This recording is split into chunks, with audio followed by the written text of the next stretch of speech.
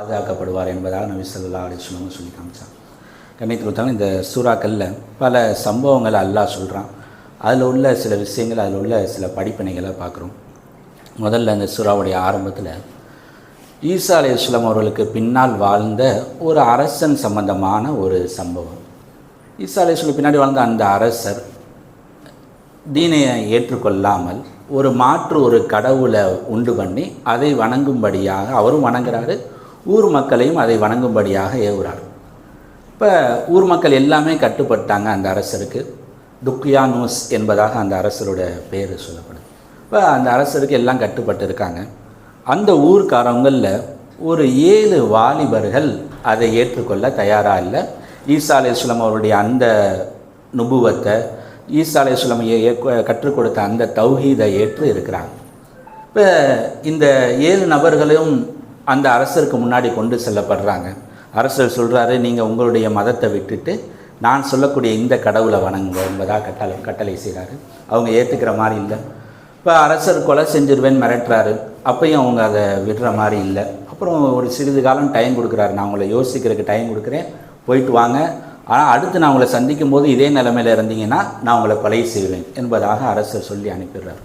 இப்போ இந்த 7 வாலிபர்கள் பார்க்குறாங்க, யோசிக்கிறாங்க, நம்ம இப்படியே இதே இடத்துல இருந்தோம்னா நமக்கு கொலை தான் நடக்கும், உயிரை விட வேண்டிய நிலைமை வரும், அல்லது தீனை விட நிலைமை வரும்.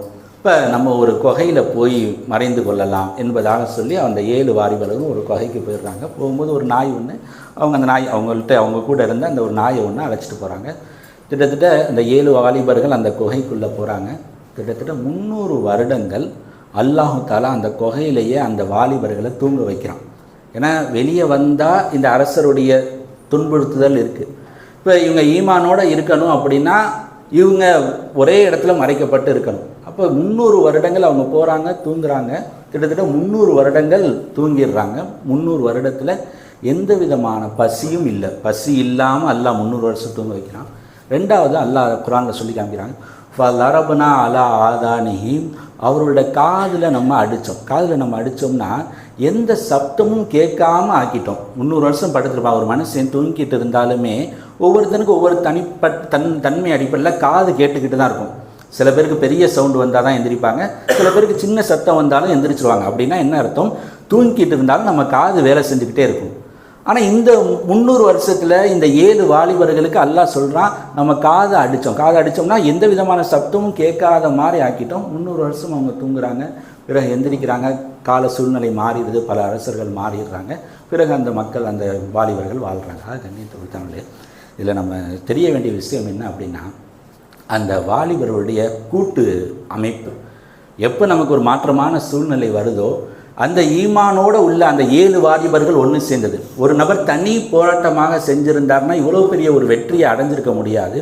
அவங்க எல்லாம் ஒன்று சேர்ந்தார்கள். ஒன்று சேர்ந்தது, ஈமானுடையவர்களாக ஒன்று சேர்ந்தது. அல்லாஹ் தஆலா அவர்களுக்கு உதவி செஞ்சால் அல்லாஹ் குர்ஆனில் சொல்வதும், இன்னஹும் ஃபித்யத்துன் ஆமனு பிரப்பிஹிம் வஸித்னாஹும் ஹுதா, அவர்கள் எல்லாம் வாலிப கூட்டம் உள்ளவர்களாக இருந்தார்கள். அவங்க ஈமான் ஏற்றுக்கிட்டாங்க, நம்ம அவங்களுடைய நேர் வழியை அதிகப்படுத்தணும் என்பதாக சொல்லி காமிக்கிறாங்க. கண்ணியத்து கொடுத்தவனுடைய ஒரு முஃமின் குழப்பங்களை விட்டு தப்பிக்கிறதுக்கு நல்ல வழி என்னன்னா, நல்ல தீன் சார்ந்த நபர்களை நண்பர்களாக தேர்ந்தெடுத்து கொள்வது. இந்த 7 நபர்கள் வெற்றி பெற்றதுக்கு காரணம் 7 நபர்களும் தீன் சார்ந்தவர்கள் ஒன்று சேர்ந்தது தான் காரணம். நம்மளும் குழப்பம் சார்ந்த விஷயங்களில் இருக்கும் பொழுது நமக்கு அதிலிருந்து தப்பிக்கிறதுக்கு ஒரு நல்ல வழி தீன் சார்ந்தவங்களை நண்பர்களாக ஏற்றுக்கிறது. குழப்பம்னா என்னங்க பாருங்கள், குழப்பம்னா ஒன்றும் இல்லை. குழப்பம் ஒன்றும் வானத்துலேருந்து தனியாக இறங்காது. குழப்பம்னா என்னென்னா, தீன் சாராத மக்கள்கிட்ட போய் நம்ம மாட்டிக்கிறது தான் குழப்பம். இங்கே இருக்கிறாரு, 5 நேரம் தொழுகிறாரு, அவர் வெளிநாட்டு விசா வருது, வெளிநாட்டுக்கு போகிறாரு. போய் பார்த்தா எல்லாரும் மாற்றார்கள். ஒரு மாற்றார்களுடைய கம்பெனியில் வேலை பார்க்குறாரு. ரூமில் இருக்கிறவங்க எல்லாம் மாற்றார்கள், ஒரு முஸ்லீம் கூட இல்லை. இங்கே 5 நேரம் தொழுத வாலிபர் அங்கே போய் இருக்கிறாரு, ஆனால் ஒரு முஸ்லீம்கள் கூட அந்த இடத்துல இல்லை. எல்லாம் மாற்றார்களாக இருக்கிறாங்க. பக்கத்தில் பள்ளிவாசல் இல்லை. இதுதான் குழப்பம். வேறு ஒன்றும் குழப்பங்கிறது ஒன்று தனி இல்லை. இப்போ தீனுக்கு மாற்றமான ஒரு சூழ்நிலையில் வந்துட்டார். இவர் தப்பிக்கிறதுக்கு என்ன வழி? இவ்வளோ நாள் தொழுதுகிட்டு இருந்த இந்த வாலிபர் தொடர்ந்து தொழுகணும், இவர் தீன்தாரியாக இருக்கணும் அப்படின்னாக்க என்ன வழி? அங்கே இருக்கக்கூடிய தீன் சார்ந்த நபர்களை நண்பர்களாக தேர்ந்தெடுத்துக்கிறது. கண்ணியத்துக்கு கொடுத்தாங்களே, மார்க்கத்தில் எப்படி சில கட்டளைகள் இருக்குதோ அது மாதிரி ஒரு கட்டளை நல்ல நண்பர்களை நாம் ஏற்படுத்தி கொள்வது. இன்றைக்கி ஓதப்பட்ட வசனங்கள்லேயே வஸ்பீர் நஃப்ஸக மஅ அல்லதீன யதுஊன ரப்பஹும் பில் கதாதி வல் அஷி, அல்லாஹ் தஆலா நபிக்கு கட்டளையிடுறான். நபியே, நீங்கள் என்ன செய்யுங்க, காலையிலையும் மாலையிலையும் அல்லாஹ்வை திக்ரு செய்யக்கூடிய அடியார்களோடு போய் சேர்ந்துருங்க. பாருங்கள், நபிக்கு நல்ல நண்பர் தேவையா? நபியை விட ஒரு நல்லவர் இருக்காரா? இல்லை. ஆனால் அப்படிப்பட்ட நபிக்கு அல்லாஹ் கட்டளையிடுறான், காலையிலையும் மாலையிலையும் அல்லாஹ்வை திக்ரு செய்யக்கூடிய நல்ல அடியார்களோட போய் உட்காருங்க. பிடிச்சாலும் பிடிக்காது, வஸ்பீர் நஃப்ஸகனா சபுரோடு உட்காருங்க, பொறுமையோடு உட்காருங்க, பிடிக்காட்டாலும் உட்காருங்க அப்படின்னு அல்லாஹ் தஆலா நபிக்கு கட்டளையிடுறான். ஒவ்வொரு நபருக்கும் இது ஒரு கட்டளை, நமக்கு இடப்பட்ட கட்டளை. எப்படி உண்மை பேசணும்னு ஒரு கட்டளை, பொய் பேசக்கூடாதுன்னு ஒரு கட்டளை இருக்குதோ, இது மாதிரி நாம் தீனில் எந்த நிலைமையில் இருந்தாலும் நாம் ஒரு நல்ல தீன் சார்ந்த நண்பரை ஏற்படுத்தி கொள்வது கட்டாயம். நான் சொல்கிறது தீன் சார்ந்த, நான் சொல்கிறது முஸ்லீம் நண்பர்கள் இல்லை. முஸ்லீம் நண்பர்கள் என்பது வேறு, தீன் சார்ந்த நண்பர்கள் என்பது வேறு. நம்மளை விட தீன்படி வாழக்கூடியவர். நம்ம ஒரு வக்து தொழுகிறோமா, நம்முடைய நண்பன் 5 வக்து தொழுகிறவராக இருக்கணும். அப்போ தான் நம்முடைய முன்னேற்றம் உண்டாகும். நம்ம 5 நேரம் தொழுகிறோமா, நம்முடைய நண்பன் தஹஜ்ஜுத் தொழக்கூடியவராக இருக்கணும். அப்போ தான் நம்முடைய தீனுடைய விஷயம் முன்னேறும். இது நமக்கு தேவையான கட்டாயம் எல்லா சூழ்நிலையிலையும். குறிப்பாக ஏதோ ஒரு வெளி சூழ்நிலைகளுக்கு போகிறோம், வெளி மாநிலங்களுக்கு, வெளி நாடுகளுக்கு வேலை நிமித்தமாகவோ படிப்பு நிமித்தமாக போகிறோமா, முதல் வேலை நல்ல நண்பர்களை சேர்த்துக்கொள்வது, நண்பர்களோடு சேர்ந்துருக்குது. நல்ல நண்பனை சேர்க்கலைன்னா ஆட்டோமேட்டிக்காக தவறான நண்பர்கள் நம்மளோட வந்து சேர்ந்துருவாங்க. நான் மட்டும் தனியாக இருக்கேன் அப்படி இருக்க மாட்டார் ஒரு மனிதர். நான் நல்ல நண்பனை தேடி போகணும், போய் இருக்கணும். இல்லை எனக்கு அது நான் செய்யலை, தனியாக இருப்போன்னு நினச்சேன், கெட்ட நண்பர்கள் அவங்களாம் வந்து சேர்ந்துருவாங்க. அதுக்கப்புறம் எல்லாம் தொடர்ந்து நடந்துடும். அது கண்டிப்பாக இது ஒரு முக்கியமான இன்றைக்கி நடந்த ஒரு படிப்பு, சூறாக்களில் ஓதப்பட்ட விஷயங்கள் இது ஒரு முக்கியமான விஷயம். 2வது, மூசா அலைஹிஸ்ஸலாம் அவங்க ஹிலர் அலைஹிஸ்ஸலாம் அவர்கள்ட்ட போய் கல்வி கற்றுக்கிறதுக்காக போகிறாங்க. அதுக்கு முன்னாடி சில சம்பவங்கள், அதுக்கு பின்னாடி சில சம்பவங்கள், அது எல்லாத்தையும் விட்டுறோம். ஒரே ஒரு லைனை மட்டும் பார்க்குறோம். மூசா அலைஹிஸ்ஸலாம் அவங்க ஹிலர் அலைஹிஸ்ஸலாத்துக்கிட்ட கல்வி கற்றுக்கொள்ள போகிறாங்க.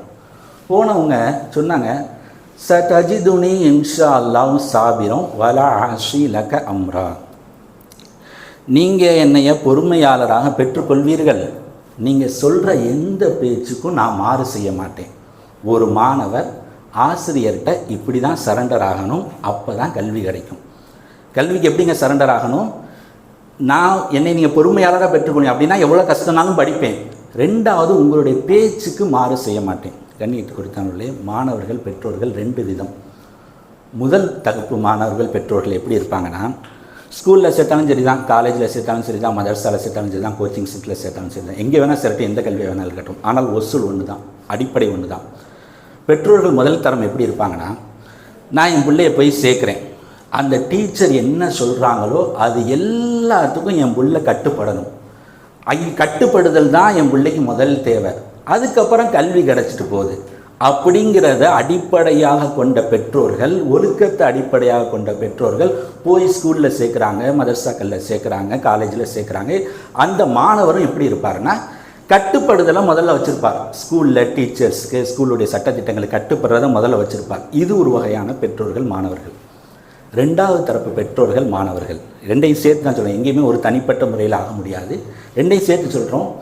2வது தரப்பு மாணவர்கள் பெற்றோர்கள் எப்படின்னா, இந்த டீச்சர்ஸ் எல்லாம் ஏதோ கற்றுக் கொடுக்குற மிஷின், அவங்க வேலை என்ன, கற்றுக் கொடுக்கணும், சம்பளம் வாங்கிக்கிறணும், அந்த மாதிரி தான். இதுக்கு மேலே என் பிள்ளைகிட்ட பேசுகிறதோ, இதுக்கு மேலே என் பிள்ளையை கண்டிக்கிறதோ, இதுக்கு மேலே என் பிள்ளையை கண்டிஷனுக்கு கொண்டு வர்றதோ கூடாது. இப்படின்னு நினைக்கக்கூடிய பெற்றோர்கள், இப்படின்னு நினைக்கக்கூடிய மாணவர்கள் போய் சேரும்போது, டீச்சர் வந்தீங்களா, நீங்கள் பாடம் நடத்துனீங்களா, பாடம் நடத்துனதில் எனக்கு எவ்வளோ கற்றுக்க ஆசையோ அவ்வளோ கற்றுக்கிறேன், இந்த சிந்தனையில் இருக்கக்கூடிய கண்ணியத்தை கொடுத்தாங்க. இந்த 2வது தரப்பு இருக்கே, இந்த கல்வியில் வரக்கத்து இருக்காது, இந்த கல்வியில் எந்த விதமான பிரயோஜனமும் இருக்காது. இவங்க போயிருப்பாங்க, படிச்சிருப்பாங்க, ஆனால் அதில் எந்த விதமான பிரயோஜனங்களும் கிடைக்காது.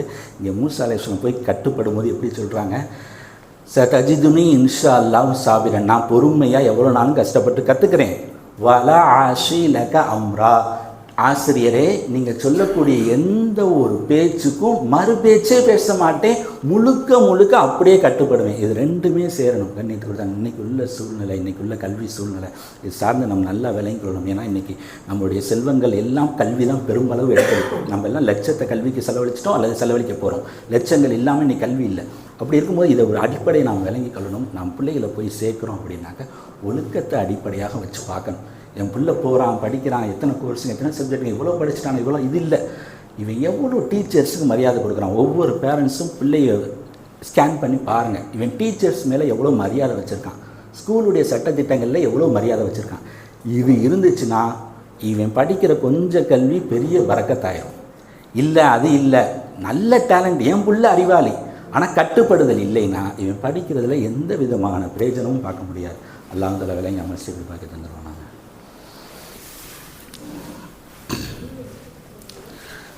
அல்ஹம்துலில்லாஹி ரப்பில் ஆலமீன். அல்லாஹும்ம ஸல்லி அலா ஸையிதினா முஹம்மதின் வ அலா ஆலி ஸையிதினா முஹம்மதின் வ பாரிக் வ ஸல்லிம் அலைஹி. ரப்பனா ஸலம்னா அன்ஃபுஸனா வ இல்லம் தக்ஃபிர் லனா வ தர்ஹம்னா லகுனன்ன மினல் ஹாஸிரீன். ரப்பனா ஆத்தினா ஃபித் துன்யா ஹஸனா வ ஃபில் ஆখিরাতি ஹஸனத்தன் வ கீனா அஸாபன்னார். சுப்ஹான ரப்பிக ரப்பில் இஸ்ஸத்தி அம்மா யசிஃபூன். ஸலாமுன் அலல் முர்ஸலீன் வல்ஹம்துலில்லாஹி ரப்பில் ஆலமீன். நவைத்து சௌம கதீன் அன்னதாயி